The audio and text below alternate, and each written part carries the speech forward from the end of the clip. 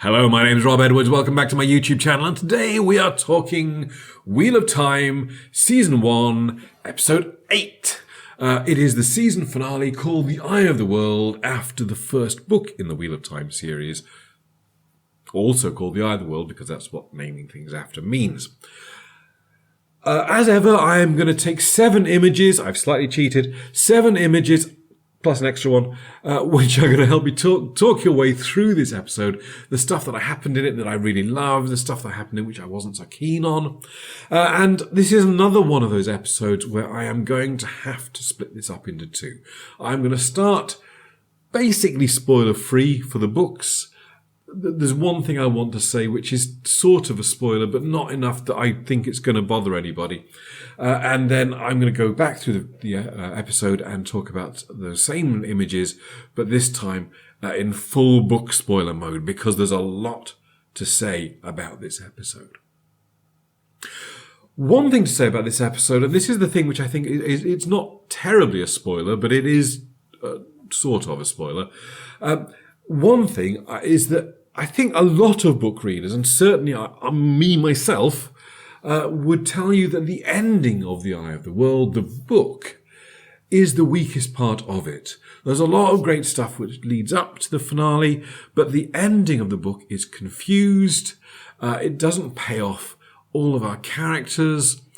And actually, when we get further into the book, you begin to see how much of the lore was yet to crystallize in Robert Jordan's mind, and there were things in the books which really don't really work in the rules that Jordan later establishes.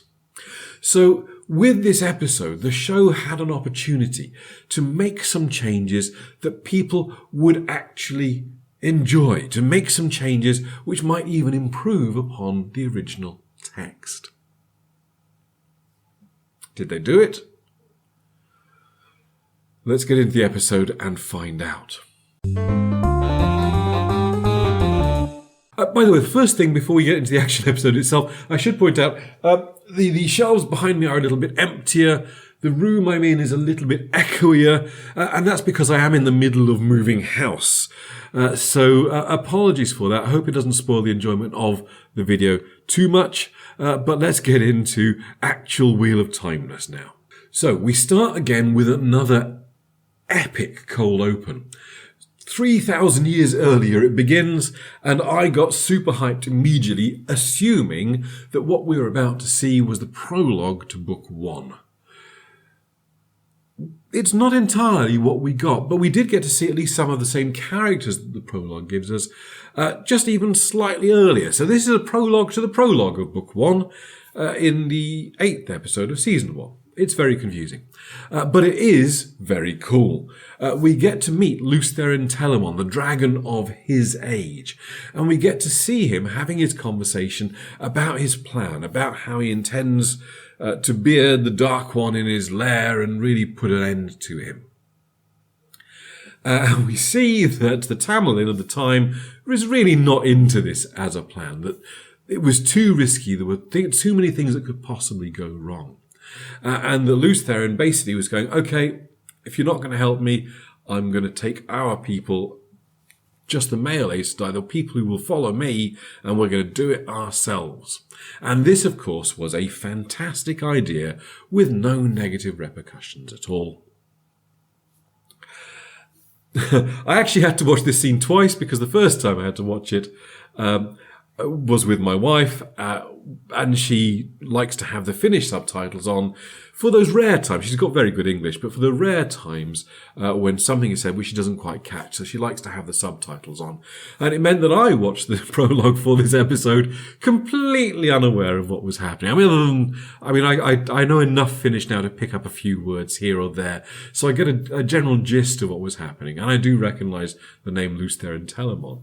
But I did have to go back and watch this scene a second time. And both times, the thing which really excited me was the pan across to the window and a look out at the Age of Legends with its majestic skyscrapers and its flying cars and all the rest of it. And we realise quite how much was lost when Loose Theron did what he did, and he broke the world. And that is a pretty nice bit of storytelling. So, did the show improve upon the ending of Book 1? No. I mean, I like a lot of what it's trying to do. I like a lot of, on paper, a lot of the things that this episode does fix some of the major problems with the end of Book 1. But the actual execution, the details, the sort of finicky stuff, where they go in there and we actually analyse what happened here, doesn't work as well. And one of the things comes up in this scene. This is a scene between Lan and Nynaeve. Lan is obviously worrying about Moiraine. She's gone into the Blight with only Rand for company. Lan isn't able to find her because she's masked the bond, and he's engaging a bit of brooding, a bit of good old-fashioned Lan brooding. And Nynaeve comes in and says, "Look." Oh, well, we get I almost glossed over the beautiful romantic scene, but having glossed over the beautiful romantic scene, which is dialogue lifted directly from the books, I will hate the man you choose because he is not me, and I will love him if he makes you smile. Good line, Lan, a very good line. But then we get this really clunky, oh yeah, I didn't follow you, I followed Moiraine. Moiraine has a tell. I have so many problems with this line. I have so many problems with this line. I know nothing about tracking. I know nothing at all about tracking. But I find it very difficult to believe that there is a way that Moiraine can be spoiling, leaving a trace that Nynaeve can follow, that Lan wouldn't also spot and fix. One of the things that Lan would do, we saw him do, was to go back on the trail and catch up. And part of that, going back on the trail, is presumably to try and lead a false trail, or to try and hide any traces that the group has left. And this idea that he's done this over the years with Moiraine and not noticed that there is this thing, a tell, is ridiculous. Putting aside the fact, the whole idea of a tell, I mean, I get a tell from bluffing and from, card games and a twitching of the eyebrow when you've got a good hand and all that kind of tell. But Moiraine wasn't on foot for a lot of this. Moiraine was on her horse. So, does her horse have a tell? Is Moiraine, I don't know, a messy eater and drops food whenever it just doesn't make sense to me. So, it gets Lan back on the trail of Moiraine, which on one level is good because it gives someone for her to do some exposition with at the end of the episode. But it takes him out of Faldara, who is about to need as good a warrior as it can find. Basically, we sideline Lan for the biggest fight of this season, which is an odd choice. Now, if the entire group had gone to the Eye of the World, that would have made sense. If Lan had been able to go with Moiraine, that would have made sense. He would be out of the way because he was with Moiraine. Let's take ourselves to Rand and Moiraine in the Blight now.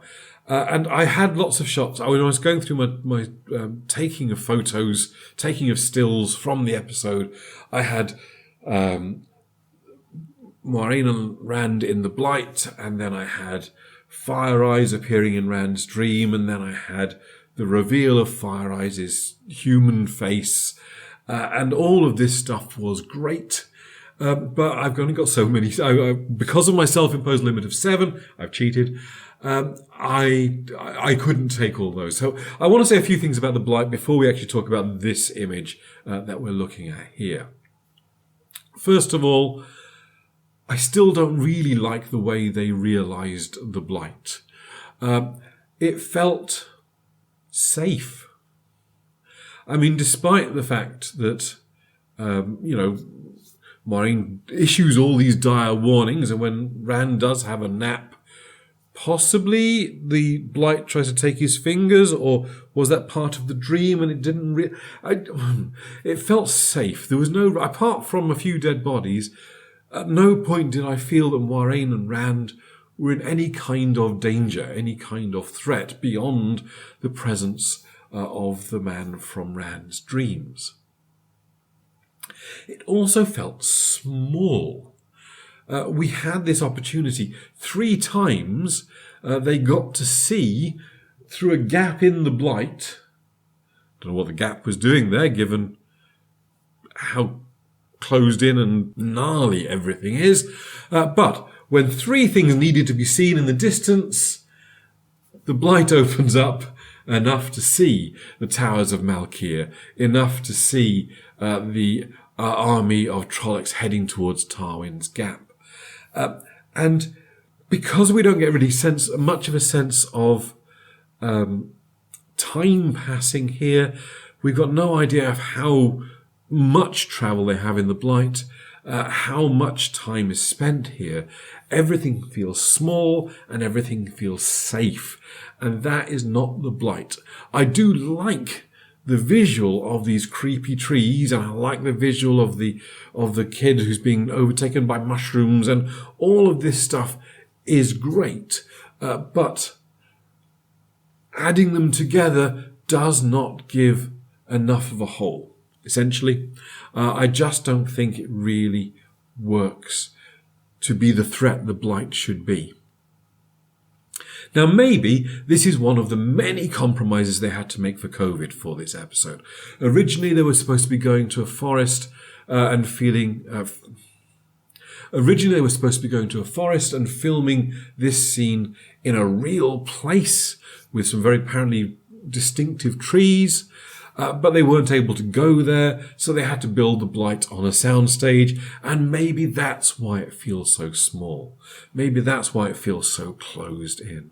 One small detail that I did really like, though, and this is purely, I think, aimed at our book readers. We notice as the episode goes on, as they travel through the Blight, Rand is getting sweatier and sweatier and dirtier, and Moiraine, throughout the entire thing, even to the end, is looking cool and calm and composed, and she is using that Aes Sedai trick to ignore the heat so she doesn't sweat, which I think is a really fun little nod to book readers in a blink and you'll miss it kind of way. But then we get to the Eye of the World. This symbol on the floor, which I haven't realised was going to be a spoiler, and I put on my thumbnails for all of my videos to this point. But this symbol is an important one in the books of the Wheel of Time, and we see it here properly for the first time. Rand calls it the Eye. It's not really, I don't think. And I think we've seen this symbol in a few other ways, in a few other allusions during this season, or at least parts of this symbol. But this confrontation between Rand and the man from his dreams and Moiraine is really, really cool and really well realised, and actually genuinely the best thing about this episode, and I think actually, compared to Rand's actions in the books, this is, I think, an improvement. But we'll talk more about that in the spoiler section. Feel free to start ranting at me in the comments immediately. I actually really like the guy playing the man from Rand's dreams. I think he takes a very good part. He is cool and creepy. I love the fact that he's dressed in a very Age of Legends way, and he looks brilliant in all of this. And then we have the scene. We have this scene where, largely, I think, pulled from somewhere else in the books, but we do get this the temptation of Randall Thor, if you like, when he sees this life that he always wanted, him and Egwene, with their daughter Joya in the Two Rivers, putting all this stuff behind him, and he gets to see what that world could be, what he could have if he only wished hard enough, essentially. And that is quite insidious. But I do love the fact that Rand sees through it, that he says, first of all, he tests it. He tests whether the Egwene in this vision, this alternate reality that he's seeing, whether it really is Egwene, and that she knows this history they have together is an important part of this, of realizing the reality of what he's living through. But he also knows, he also sees that Egwene is different. Egwene is not the Egwene he knows. The fact that she is put aside being wisdom, put aside being an Aes Sedai. Great stuff. Great stuff. Love that. And Rand standing up for himself is fantastic. This is the only image I have really of the battle. And that's because a lot of the battle wasn't a very interesting thing to look at. It's all done in darkness. It's all done with CGI Trollocs, again, because COVID got in the way and they couldn't have hundreds of people, even dozens of people dressed up in the Trolloc costumes like they had for episode 1. So everything just looks a little bit ropier, a little bit weirder, and everything is not quite staged in the same way. We do get here the 5 women in Feldara who can channel even a lick, standing against a cliff face because presumably they couldn't get onto the battlements to film this scene this time round. And again, this whole battle feels small, and I understand the limitations they are working with here. I understand how COVID has screwed them over a bit, really, but it doesn't make this, although I understand the limitations that this scene is having to put up with, it doesn't make this scene any better knowing that. There is some good stuff here. The idea that we have so much more power coming from Nynaeve, coming from Egwene, than from the other two. This idea that Amalisa was never a full Aes Sedai, so she doesn't really know what she's doing. She knows the theory of linking, but she may never have done it before. She may have heard people talk about it. She may understand the concept of it, but I suspect that she has never linked before, and I suspect that she's done it wrong. I have to hope that she's done it wrong, because otherwise we are breaking some law of how the one power and linking works in this scene. But I love this fact. It's a callback to essentially the story of Manetheren, of how one woman determined to protect her people is enough to stop an army of Trollocs, but the cost of it is her and her people. So Amalisa dies, the Valkyrie and the Saldean woman both die, and it looks like it's also going to burn out Egwene and Nynaeve, and Nynaeve somehow is able to step in and protect Egwene from this, at the cost of what looks on screen like her life. And then Egwene is able to heal her. There are several problems with this scene, and if you are book readers, you know exactly what the problems are with this scene. Egwene is not a strong healer. That's not really a book. I hope that's not a book spoiler. I'm saying it anyway. And if Nynaeve is dead, she shouldn't be able to heal. That's why even Nynaeve's super healing at the end of episode 4 wasn't able to bring back Carini, because Carini was full dead. So Egwene wouldn't be able to bring... I mean, that's also presumably why, Amalisa doesn't come back, or the other two don't come back. And what we're seeing here basically is that the makeup department did too well. Actually, if you watch the behind-the-scenes documentary about this, they do talk about how Amelisa is at level 10 of being burnt out, where Nynaeve is only at level 4. So she's taken some physical wounds, but she's okay. She's still alive. I actually think the way the makeup sells this shot doesn't really tell us that. It looks quite different. And I think that's the detriment of this scene and the detriment of the lore of this scene. I also think that this healing of Nynaeve does undermine some stakes for later in the series, for later, not in series 1, but down the road. The risk of burning yourself out if it can simply be healed. And then we have the scene with Perrin and Loial within Faldara and the confrontation with Padan Fain. And I think Padan Fain is doing a great job here. I love this guy's acting. He is very charismatic. He's very likable, despite being completely detestable as a character. And that juxtaposition is really fun. I really like that. This scene was clearly originally intended to be Padan Fain facing off against Mat.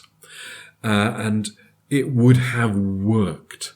Padan Fain against Mat would have been called back to episode 1, and all this stuff, the back and forth we get there, I can only imagine. I think Barney Harris, if he'd stayed, would have knocked this scene out of the park. It would have been amazing. But again, another thing which the show is having to get over, another thing which the show is having to deal with. We get this weird scene where Perrin, because he is so tempted by the way of the leaf, he watches Padan Fain stab Loial and the other Faldarans, and he just stands there. He picks up an axe, but he can't bring himself to use it. And Padan Fain takes the Horn of Valier with his 2 fades, and he just books it. He just leaves. And it makes this scene, as much as I liked Padan Fain's performance in it, it makes this scene a bit empty, a bit empty, a bit just exposition, really. Exposition and then exit stage right. And it doesn't really work for me. 7th image for this, just calling back to Rand and doing his thing. This Sangreal, which Moiraine has given him, he channels into it. We see the dark corruption still affecting him. It still surrounds all his weaves, and we still get to see him channeling that when he blows away the man from his dreams, who, it has to be said, smiles as he vanishes. Where the man was standing, the symbol is shattered, cracks spreading out from it. We see Rand telling Moiraine, basically he felt the pull of the insanity of wielding the One Power, and he's not willing to go through it again. He's not willing to do it again. He feels he's done his job. It's time for him to leave, and he just goes. Interestingly, takes a Sangreal with him, as far as I can tell, but leaves behind Moiraine, and Moiraine is distraught. And we realise the reason that Moiraine is distraught is that she has been blocked from accessing the One Power. Is this shield? Has she been stilled? I don't think it's clear in the episode. I tend to think she's been shielded because the image that we saw of that weave kind of closing in on her was very similar to the weave that we saw when they were shielding Lagaine. So I think that's what's happening here. So all told, for this episode, I love most of the Rand stuff, but I felt the rest of it was a bit of a letdown. As I said earlier, on paper, a lot of good things, a lot of changes made, but the realization of those changes don't work for me. So that's my 7 images from this episode. And then we have our 8th episode, the 8th image from the episode, which is more about season 2 than it is about this episode. So I feel I can include it. Because we do see this fleet of red sail ships with these channelers on board, and we go, what on earth is happening here? And we cut to black. And that is the end of season 1. And interesting stuff. Very interesting stuff. If you're not here for book spoilers, that's all I'm going to say. Hopefully the stuff I have said during this episode didn't feel like spoilers. I've tried to be as vague and as non-committal as possible, so hopefully that's not spoiled anything. But I am going to talk about some big spoilery stuff coming up. So before you go, just to let you know, over the next few weeks I've got 3 or 4 more ideas for Wheel of Time videos as a sort of post-mortem of the show. I want to do my 5 things the show has genuinely done better than the book. 5 things that the show has completely failed to live up to is going to be another video as well. And my overall take on this as well. Whether that becomes a separate video, whether I think that's going to be included in the other 2, I'm not sure yet. But the next 2 up are going to be the top 5 pros and cons, show versus book. So look for those in the next few weeks.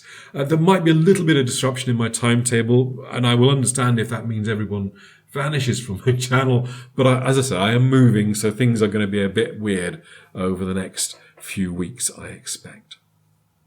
Anyway, if you're not here for book spoilers, thank you very much for joining me, and I will catch you next time. Cheers. But if you're here for book spoilers, let's get into it. I think I'm going to go backwards through the episode again, like I normally do, and let's just have a quick word about this scene here.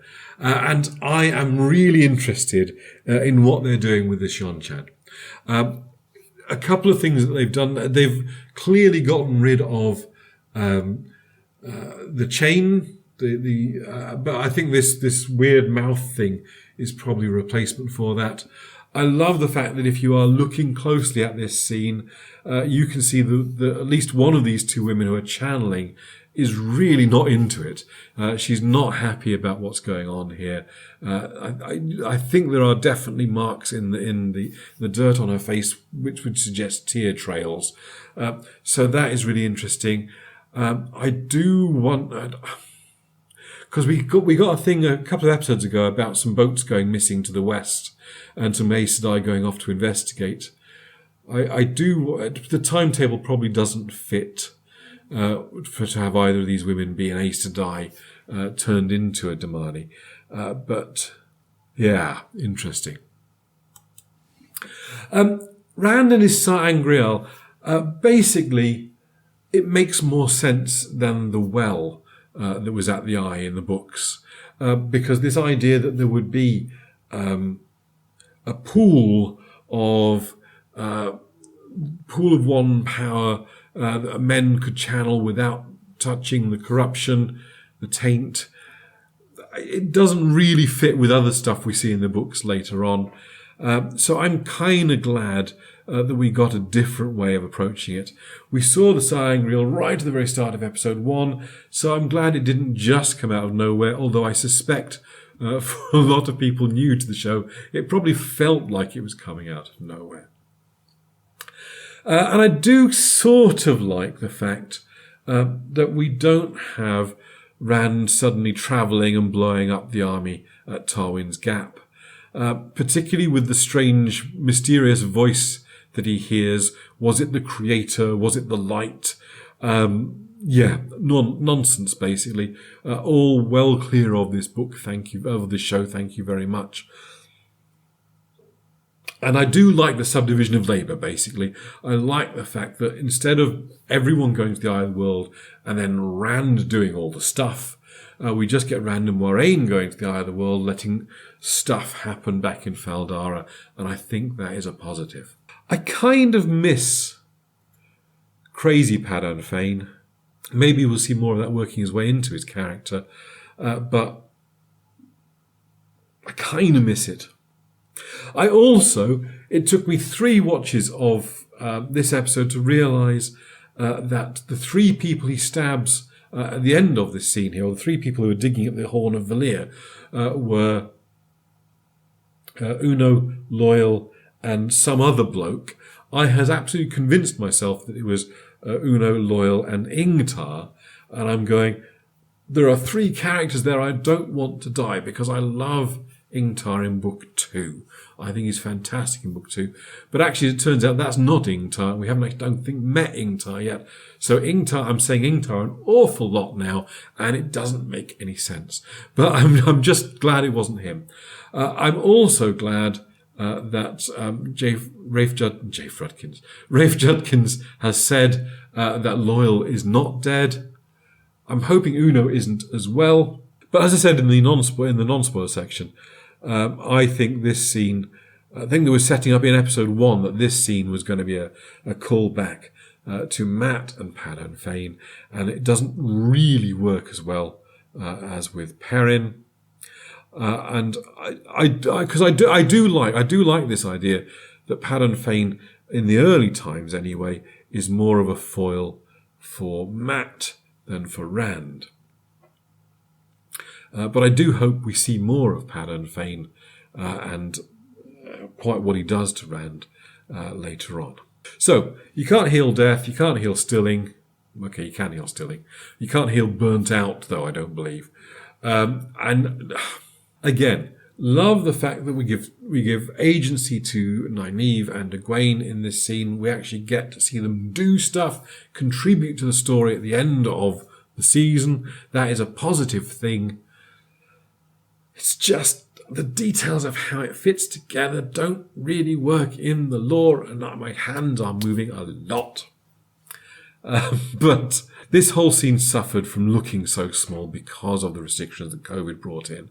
And that's my biggest issue. But the whole fake-out death for Nynaeve, we shouldn't have had it. We've had 2 fake-out deaths for Nynaeve in this season, and I don't really want either of them, frankly. So yeah, this is taken from Egwene's accepted test. If other commentators, I didn't remember this. I remembered a scene like this, but I'd forgotten that it was Egwene's scene from the books. But I love this scene. I love this scene, and I loved Ishi in this scene as well. And I couldn't bring myself in the non-spoiler section to say the Dark One, which I know I should have done, and I hope that didn't spoil the fun for anybody. But good to see Ishmael here in the end of the book and the confrontation that we have here. I'm really glad that I like that character, because we're going to see him again. I have some thoughts. Actually, that's another video I should make, really. I should do some predictions for season 2. That's another video I can do. Yeah, weird. So the seals in the books are what, sort of hand-sized? I always get the impression. Are they now going to be places in the world? It gives an opportunity for us to move around the world, which is quite fun. But I suppose the Amelin seat, who is the watcher of the seals, there could be one in Tar Valon. There could be one in the basement of the White Tower, maybe. Are they still the seals? They must be, right? That's the whole point. And as for what Ishi did to Moiraine, I think it's fairly clear that he's shielded her and then tied off that weave. That little flex of his fingers at the end looked like him kind of twisting the knot, essentially. And again, just from the behind-the-scenes stuff here, I thought it was really... Rafe made a really good point. Because I said to my wife, I said, a lot of Moiraine's story in the next couple of books is political. A lot of what happens here doesn't rely on her being able to channel at all. So that you can make this change. She needs to be able to channel later on, don't get me wrong. But certainly in the immediate future, a lot of what she does is political. So the fact that she hasn't got access to her power wouldn't affect a lot of what she does. But I did like Rafe Judkins' comment in the behind-the-scenes thing. He says, basically, you don't get an actor of the quality of Rosamund Pike and then just have her sit around not doing very much. He needed something juicy for Moiraine to work through in season 2, and I think this gives her a quest. This gives her a challenge that she needs to overcome, and it gives her a problem to react to act to, which I think is a really good thing. This is the one scene, I think, where the Lan-Nynaeve relationship is just a little bit weaker than it is in the books. Because it kind of gets lost in everything else which is happening here, I don't really feel the weight of this scene as much as the "I'll hate the man who you choose" line in the book has. The book suffers from not having set up the relationship to that point, but at least it gives it room to breathe in the moment. Whereas I think this scene, it's kind of confused in with this, and I really don't like this tell thing. Could you notice? I wish we'd seen the prologue. Much as I enjoyed seeing this, much as I enjoyed seeing the Age of Legends and underscoring the fact that this is not just fantasy, that it's post-apocalyptic science fiction fantasy. I genuinely loved this here. It was brilliant. But I wish we'd seen the prologue, basically. That's it.